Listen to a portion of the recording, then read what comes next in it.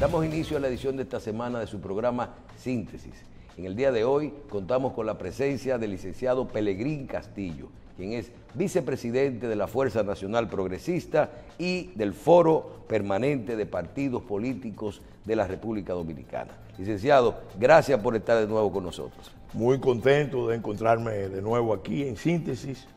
Muchas gracias por la invitación y un saludo al público que sigue este espacio de orientación tan importante. Bien, con su permiso yo quiero agregarle a la presentación y mi candidato presidencial para el 2028, ¿verdad?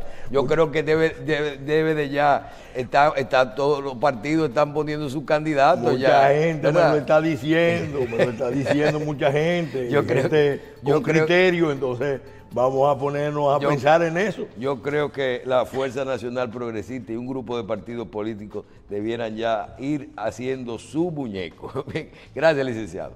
Bien, en ese mismo sentido, yo quiero iniciar con todo esto que está de moda, sí, pero ya lo estamos viviendo.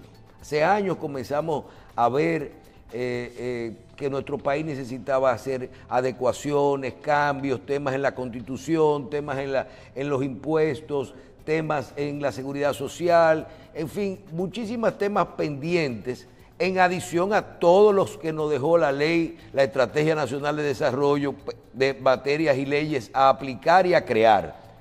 En este momento estamos ya viviendo lo que parece ser el inicio de esa etapa de reformas necesarias en nuestro país.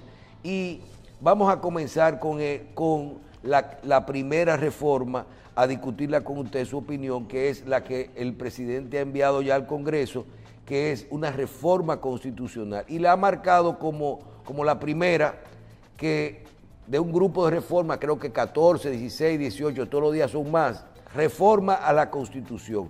La primera y la más difícil porque lleva una modificación constitucional en esa. Se presentan 4 puntos esenciales. Un candado al presidente de la República, ponerlo un poquito más difícil o imposible el tema de que un presidente pueda cambiar o extender otro mandato adicional a lo que prevé nuestra Constitución en este momento. Una independencia al Ministerio Público con algunas formas, también modificar su forma de elección y todo esto, unificación de las elecciones y una reducción de un grupo de diputados. Háblenos de su opinión de estas reformas, de esta propuesta, si son necesarias, si usted ve una necesidad de esta reforma y de ser así, ¿en cuál está de acuerdo o no? Mira, Michelle, yo tengo 43, 44 años haciendo política y estudiando política al mismo tiempo. Claro, no he dejado nunca el derecho público, porque al político le ayuda a tener conocimiento de derecho público. Yo te puedo decir que estamos viviendo un momento muy complejo, muy difícil, y que los actores políticos tienen que actuar con mucha responsabilidad, con mucha conciencia. Yo al presidente Abinader le he dicho públicamente, y se lo he escrito en comunicación directa,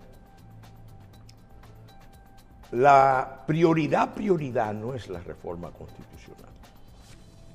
La prioridad de prioridades es el pacto nacional que el presidente convocó, que el presidente auspició, que el presidente firmó encabezando,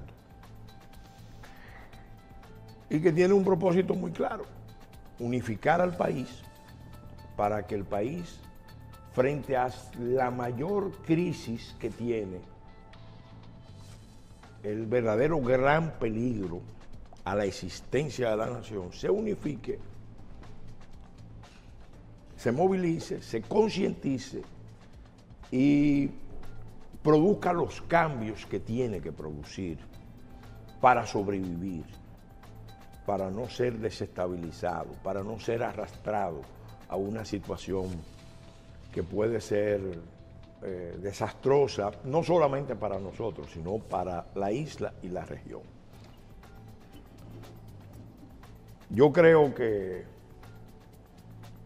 los que participamos en ese proceso y conocemos las implicaciones de todo esto, estamos todos conscientes de que, primero, que cualquier reforma política, constitucional, legislativa, electoral, partidaria, hay que poner la prioridad en el cumplimiento de ese pacto, porque también tiene que ver mucho con algo muy entrañado en la vida del país. Aquí firmamos muchos pactos. ¿Y está en agenda ese pacto? Ese pacto no solamente se firmó en octubre, sino que el propio PRM lo incluyó formalmente, y nadie lo esperaba, en su programa de gobierno como una de las cosas prioritarias que había que acometer de inmediato. Entonces, si perdemos el país, todo este debate constitucional, el debate fiscal, el debate laboral, todo eso no tiene sentido. Por eso la importancia, yo lo reitero aquí, de que el líder de la nación en este momento, porque es jefe de Estado, jefe de gobierno, y además fue el abanderado de muchos de los planteamientos que dieron origen a ese pacto, entonces tiene la responsabilidad de llevarlo adelante. Porque él ya cruzó el Rubicón, y si él se devuelve, el precio que va a pagar la República y él mismo es enorme. Es enorme, porque esta es una megacrisis donde confluye la crisis mundial, la crisis continental, la crisis regional y sobre todo una crisis estructural antigua que se ha exacerbado y acelerado y que se está manipulando deliberadamente en contra de la República Dominicana. Entonces esa es la prioridad. Ahora, en cuanto a la reforma constitucional, yo creo que esa constitución del 2010 es la más amplia, la más participativa, la más discutida de todas las constituciones que hemos tenido. Yo tuve el privilegio de ser el único diputado que fue miembro de la comisión de juristas que designó el presidente Fernández. Fuimos 13. De modo que todo ese proceso yo lo conozco desde, como decía el anuncio aquel, desde la varilla inicial hasta la pintura final. Y fíjate cuál es el problema histórico que tenemos. Esa constitución se aprobó. Hay muchísimos mandatos que hace rato debieron cumplirse, debieron aprobarse leyes para darle sustancia a esa constitución. Sin embargo, a 14 años, los más importantes mandatos de esa constitución no se han puesto en práctica. Por eso insisto que quizás el problema mayor en la política dominicana no es firmar pactos. Yo creo que pocos países tienen tantos pactos, tantos acuerdos, tantas leyes, tantas propuestas de todo tipo. Sin embargo, tenemos un débil cumplimiento, para a veces no decir otra cosa. Ni hay régimen de consecuencia tampoco. Nada. La Constitución se aprobó en el 2010 y aquí todavía estamos discutiendo si determinadas disposiciones de la Constitución que son importantes llevan un referéndum. No, pero no se ha aprobado la ley que ordena, que organiza cómo se debe ejecutar el referéndum. No se ha ejercitado la iniciativa popular legislativa.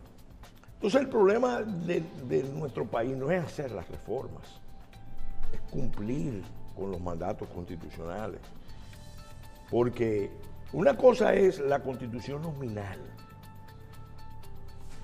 formal, y otra cosa es la constitución real.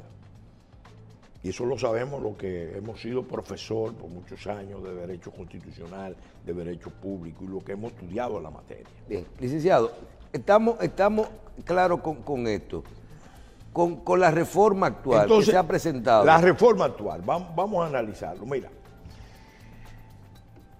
vamos primero con el tema de la reelección. Yo le he dicho a algunos amigos que me han preguntado, legisladores que me han preguntado sobre la propuesta del presidente. Yo le he dicho, aquí no hay presidencialismo porque hay reelección. No hay continuismo porque hay reelección.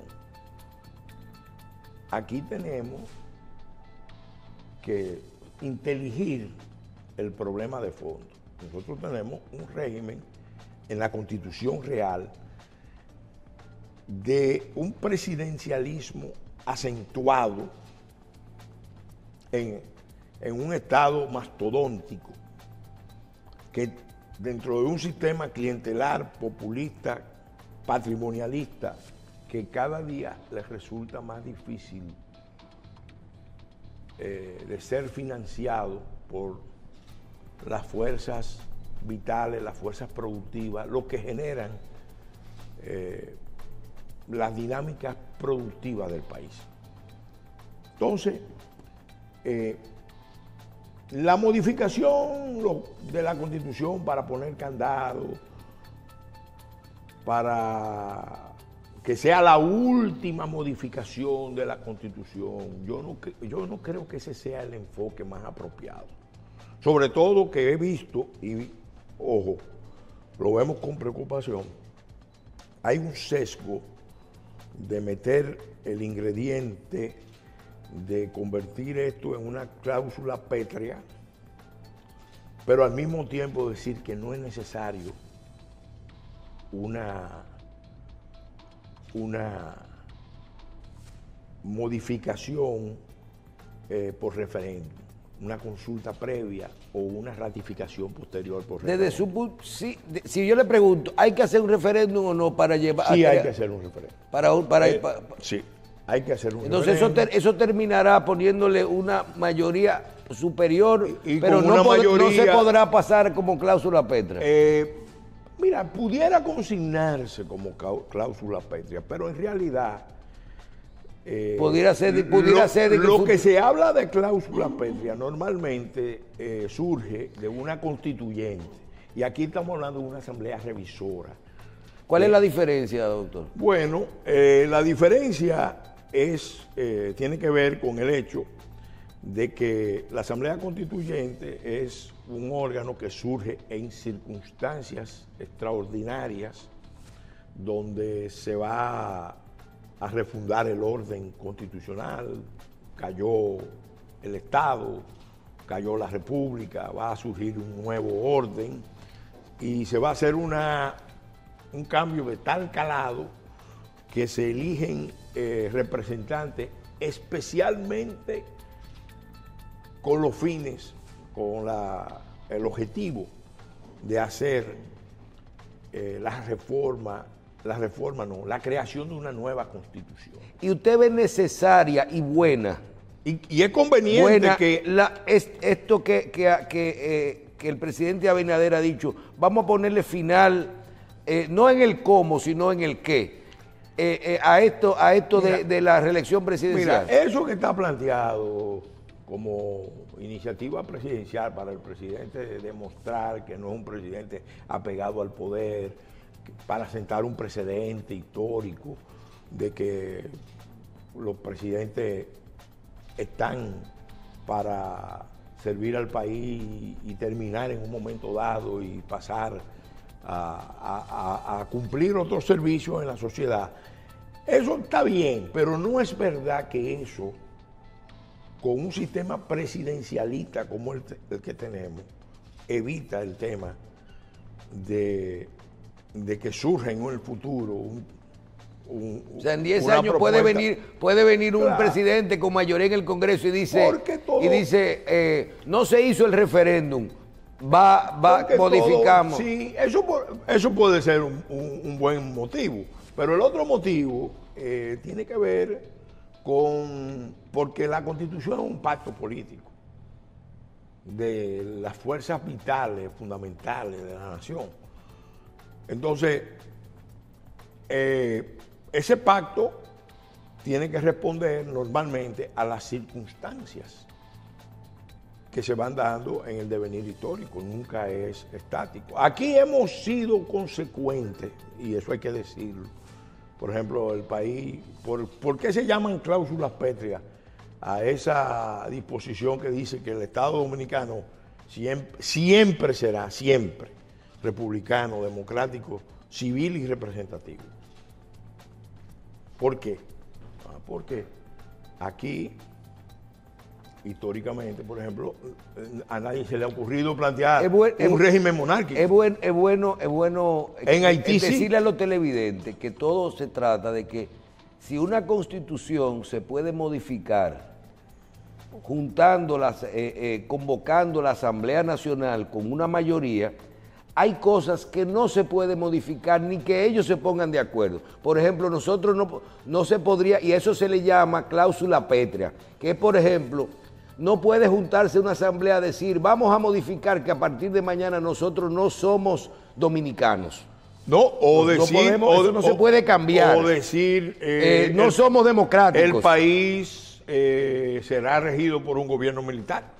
Tampoco. No lo puede decir. Entonces, ni que lo pasen el 100%. Ni que lo pase el 100%. Entonces, sería poner eso ahí o no ponerlo ahí. Tendría solo, por ejemplo, en un escenario extremo, que se derrumbe el orden político estatal. ¿El escudo y la bandera no se pueden modificar o son una cláusula pétrea? Mira, cuando vemos la historia, ha sido realmente bastante constante, porque también, como decía Lord Acton, la verdadera constitución, la constitución mejor es la que se escribe en el corazón del pueblo, con la mano de la historia. Sí, entonces la bandera y el escudo recibieron modificaciones. Pero siempre ha sido bastante apegado al juramento trinitario, a la definición original. Bien. No es el caso, por ejemplo, de nuestros vecinos. A ellos declararon la independencia y el que declaró la independencia inmediatamente declaró el imperio. Bien. Usted es vicepresidente de la Fuerza Nacional Progresista, político a tiempo completo y fue diputado varias veces. Y constituyente. Déjenos afuera, dejemos para el final el tema del Ministerio Público. Sí. Unificación de las elecciones y reducción de diputados. Lo de la unificación de las elecciones sí es algo, yo diría que de alta prioridad.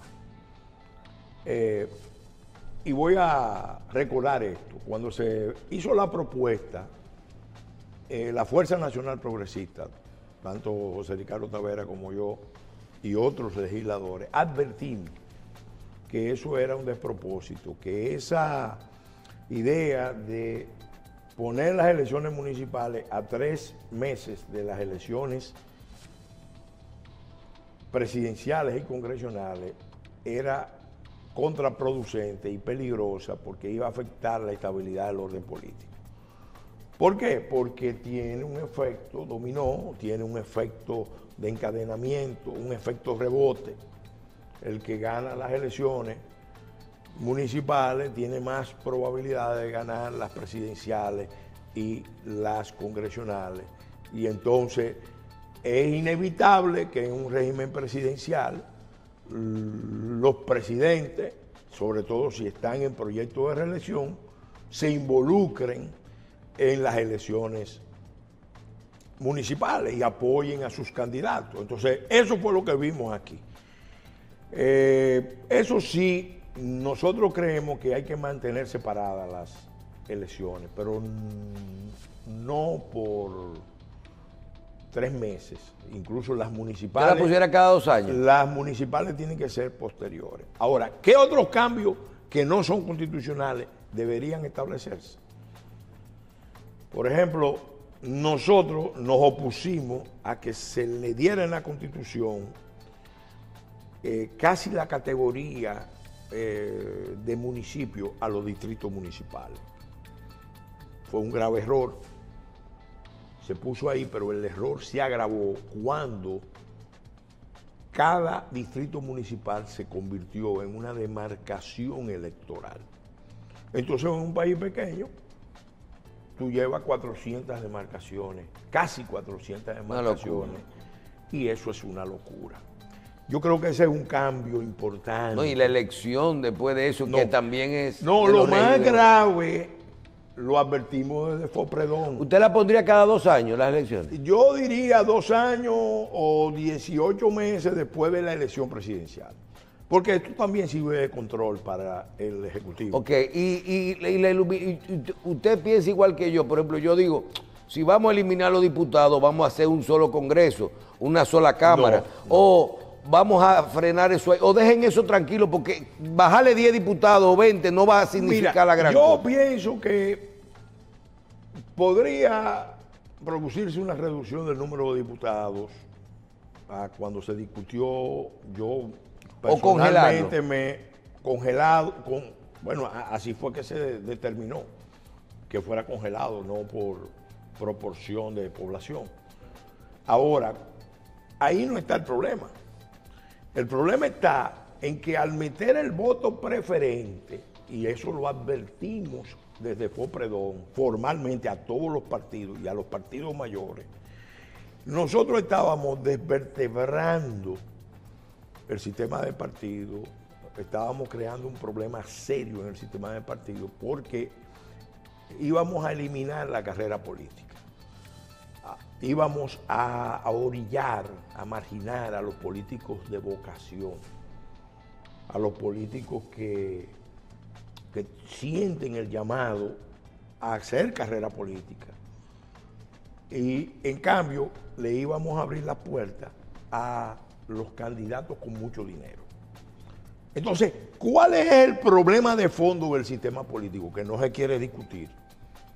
Porque estamos discutiendo la reforma constitucional, pero el tema más importante es que el sistema político dominicano se ha deformado tanto, y eso afecta la dinámica de los partidos, dentro de los partidos, entre los partidos, y la relación de los partidos y las elecciones con la ciudadanía. Se ha deformado tanto que tú tienes en realidad un sistema electoral oligárquico, un sistema que es formalmente democrático, pero realmente plutocrático oligárquico, donde hay 4 electores en la sombra verdaderos, que son los que deciden quién va, quién no va, quién pasa, quién no pasa. En primer lugar, bueno, los grandes partidos que tienen el control del Estado o estructura del Estado o han estado controlando el Estado por mucho tiempo, tienen las camarillas que dirigen, los grupos que dirigen, las cúpulas, o como dirían en Venezuela, una Venezuela en crisis, en otros tiempos dirían, los cogollos partidistas, son realmente los que tienen mucho control del proceso, pero un control como la gente ni se imagina. Primero, los cogollos partidistas. Segundo, el consorcio de grandes grupos económicos del país. ¿Qué pasa? Cuando viene la etapa de la globalización, los grupos más poderosos del país optaron por una estrategia fundamentalmente en función de sus intereses. Nosotros tenemos que consorciarnos, crear una especie de gran alianza, y nosotros somos los que vamos a capturar la política. Entonces ya no se necesita un líder carismático, No se necesita un líder con discurso propio, no se necesita un líder con autenticidad, con carrera, con experiencia, lo que necesita es un buen aparato de marketing, un control de estructuras electorales, mucho control de medios, y se construyen las imágenes. Las imágenes, el marketing moderno, el Big Data ahora, te va construyendo imágenes. Entonces, los verdaderos decisores dentro del sistema son ese consorcio de grandes grupos junto con las cúpulas partidarias, en un fenómeno que arruinó el sistema venezolano, que se conoce como el fenómeno de la conchupancia, que se ponen de acuerdo en repartos convenientes. Pero hay dos actores más que pueden ser en un momento dado tanto o más poderosos. Y eso es muy delicado. Y eso lo sabe todo el mundo aquí. Estamos hablando del crimen organizado transnacional, que ha penetrado la política. No desde ahora. El doctor Castillo, mi padre, por muchos años estuvo advirtiendo, cuidado con eso. La narcopolítica. Pero si se abre la vía del voto preferencial y para tú ser candidato no necesitas muchas condiciones políticas, buen discurso, carisma, papeleta. sino papeleta, bueno, entonces, ¿quiénes a nivel local? Pues yo decía, ¿cuántos Kiko La Quema que decidía en Cambita quién iba y quién no iba? ¿Cuántos Kiko La Quema no hay en el país? Hay muchos. Influyen y eso no se ve, pero se siente. Pero aquí hubo una ciudad que el ayuntamiento le permitió instalar cámaras enteros a un equipo de narcotráfico. Bueno. La cerraron, la tenían de ellos. Bueno, para que tú veas las implicaciones de esto. Y eso no es un fenómeno local, sino un fenómeno que está conectado internacionalmente. Y puede hacer crisis de Estado, como pasó en Ecuador. Ese problema que ha vivido Ecuador, en realidad tiene que ver mucho con el reacomodamiento de la geopolítica del crimen, de las fuerzas vitales dentro de la geopolítica del crimen. Y entonces hay un partido que la gente no menciona mucho, pero es quizá uno de los más poderosos, el Partido de la Sociedad Civil. Que está conectado con las embajadas, especialmente con la embajada americana, los organismos internacionales, normalmente son tecnócratas, gente de la comunicación, que son los que también te organizan las grandes marchas, los grandes movimientos, para cambiar el ambiente y facilitar tal cambio o cual cambio. Pero normalmente no están respondiendo a una visión de proyecto nacional, que es precisamente lo que nos falta. La clase dirigente del país, empezando por la clase política, porque eso es responsabilidad primordial de la clase política, no ha sabido, no ha podido, no ha querido. Y pongo el ejemplo de la Constitución del 2010. Mira el caso, esa Constitución se puede decir, es la Constitución del PLD, es la Constitución del doctor Fernández, que fue el que la auspició. Sin embargo, vino el pacto de las corbatas azules y yo eso lo viví claramente, lo vivimos claramente. Y ahí se vio las fuerzas reales de poder que se oponían. Es más, propiamente dentro del proceso veíamos un proceso de contrarreforma. Un ejemplo capital, ahora que estamos hablando de reforma constitucional. La Fuerza Nacional Progresista propuso la eliminación del jus soli, porque entendíamos que un país con la densidad demográfica que tiene República Dominicana y con el problema que tenemos aquí con el vecino, lo correcto, lo estratégico era eliminar el jus soli. Pues o sea, vamos a explicarle a la gente que uno solo sea hijo de dominicanos. Los hijos serán dominicanos, los hijos de dominicanos. Y nacidos aquí. Nacido en cualquier parte. No, nacido en cualquier parte, pueden ser nacidos en el exterior.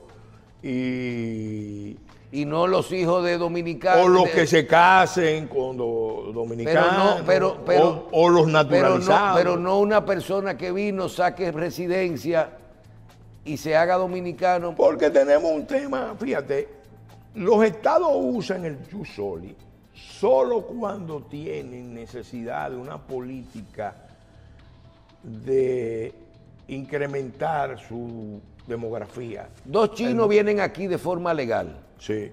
O 2 venezolanos, o 2 americanos, Sí. legales. Sí. Entran aquí con una visa de trabajo, Sí. con una visa de turismo, en el caso. Sí. Y en ese momento que entraron, dio a luz una No, persona. si son visas de trabajo y visas de turismo, no adquieren la nacionalidad.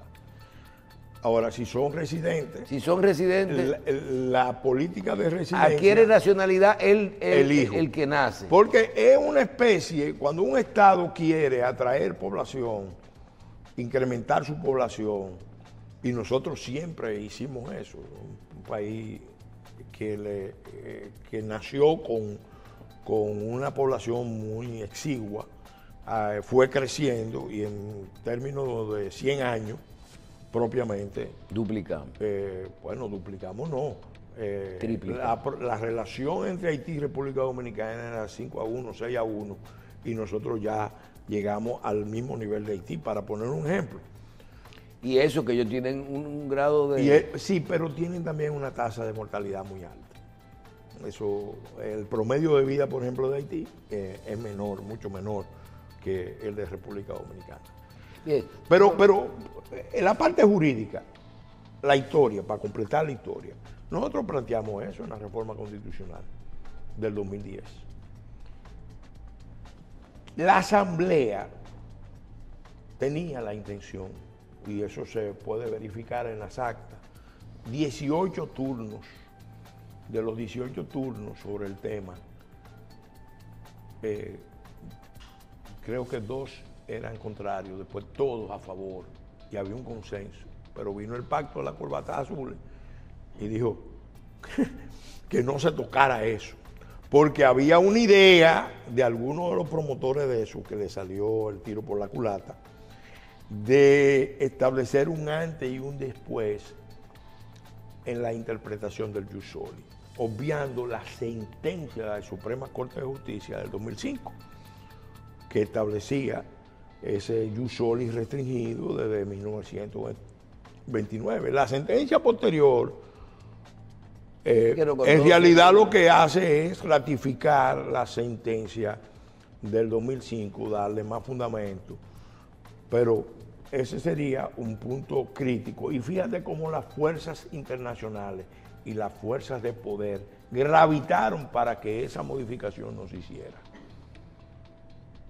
Entonces, vuelvo y te digo, mira, nosotros tenemos una constitución que no es perfecta, tiene puntos débiles. Ese que mencionamos de las elecciones encadenadas, porque en realidad se hizo con esa intención. Porque no fue que no se le advirtió, nosotros se lo advertimos. Eso iba a tener un efecto rebote. Parece que lo hicieron nunca pensaron que se le iba a aplicar a ellos. Y se le aplicó ahora en esta experiencia. Quizá esa fue una de las causas que explica por qué se abortó la elección municipal de febrero 2020. Acuérdate que se frustró. Sí. Bien, independencia del Procurador General, del Ministerio Público y todo eso. Vamos a ser designados, parece ser que hay la intención de que el procurador sea más independiente de lo que es ahora, porque al final hasta lo va a procurar, lo va a seleccionar el presidente, lo va a proponer el presidente. ¿Qué usted opina? Nosotros tenemos una reserva con eso. Nosotros entendemos que el estatuto actual le da realmente bastante independencia al Ministerio Público, y lo conveniente sería fortalecer eso de otra manera. Por ejemplo, hay que modificar el Código Procesal Penal. Procesal Penal. ¿Por qué? Porque el rol del Ministerio Público en unos aspectos es limitado, muy limitado. Depende mucho de lo que hagan las partes. Y el rol de los jueces es todavía mucho más limitado. Ya los jueces no tienen el mandato del código anterior de procurar la verdad judicial. Un juez sencillamente se limita a escuchar a las partes, a estudiar las propuestas de las partes, pero tú lo ves con el juez de instrucción. El juez de instrucción está muy atado a lo que haga el Ministerio Público. Entonces eso es por un lado. ¿Usted lo dejaría como está? Mira, lo ideal sería, porque yo tengo una preocupación, los organismos internacionales... Porque yo lo veo como que usted es tímido con este tema. Y Mira, habló de reserva. Mira, yo conozco la experiencia de Guatemala y sé que hay grupos de sociedad civil, USAID, Sí, los americanos. y de organismos internacionales que están empeñados en la captura de los ministerios públicos. Pasó en Guatemala y fue un desastre. Y para la República Dominicana sería muy peligroso que un órgano que no tiene una legitimidad en el voto popular pase a ser una versión de la CIGIT de Guatemala, aunque no la designen los organismos internacionales. Pero uno sabe la ofensiva que hay de las organizaciones no gubernamentales que trabajan para los organismos internacionales y para las agencias de gobiernos extranjeros. Entonces, ojo con eso. Nosotros con el tema de la corrupción, al presidente yo lo he dicho públicamente, en República Dominicana, y lo he escrito y se lo he dicho a la clase política, en República Dominicana no hay, como mucha gente cree, casos de corrupción. En República Dominicana hay estructuras de corrupción, cultura de corrupción, sistemas de corrupción. Entonces, cuando tú tienes el problema de la corrupción planteado en esos términos, el abordaje de la lucha contra la corrupción no puede ser solo punitivo judicial, ni siquiera se puede decir que es la parte decisiva. Por ejemplo, volvemos al tema del dinero en las elecciones. La incubadora mayor de corrupción estructural es precisamente la captura de la política por esos 4 grandes electores en la sombra, o los otros 3. Esa es la incubadora de corrupción estructural. Entonces, ¿dónde debe ponerse el énfasis para reducir la corrupción? Bueno, hay que trabajar con reformas estructurales de otro tipo, pero eso es legislativo y sobre todo cultural. En otras palabras, que lleguemos al convencimiento de que la corrupción está poniendo en jaque el Estado, las instituciones. Entonces no resolvería nuestro problema de corrupción. Es que una sola medida no resuelve. Bien. Tú mañana coges y haces 10 grandes procesos. Bueno, te lo está diciendo, yo acompañé a mi padre en la experiencia, la primera gran experiencia de grandes juicios de corrupción. Y sí, ustedes fueron los que juiciaron al presidente de la República. ¿Y qué vimos nosotros? Nosotros vimos que en un momento dado el sistema político, económico, la articulación de los intereses, supo ponerse de acuerdo. Ya logramos el objetivo. Este grupo era demasiado peligroso, había generado demasiados problemas, tenía muchos choques con otros sectores. Bueno, ahora vamos a congelar esos procesos. Y lo congelaron. Y al final buscaron una salida a los dominicanos, entendiendo que ya se había sancionado. ¿Qué pasa? ahí hubo, y te puedo poner varios casos más, pero la realidad es que cambiar la cultura de corrupción, eso empieza por lo más importante. Nosotros tenemos que empezar a valorar a la gente, no por lo que tiene.